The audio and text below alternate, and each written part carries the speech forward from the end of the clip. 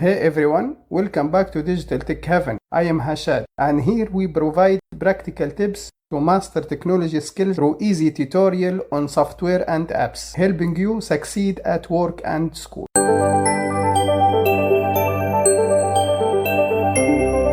Windows R Control OK Program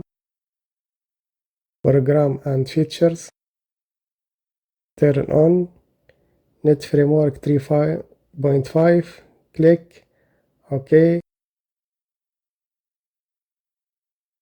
Let Windows Update download the file for you. Download required.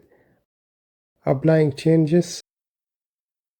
Windows complete the request. Change. Close.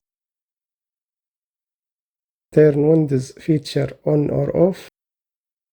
Net Framework 3.5 OK. Close.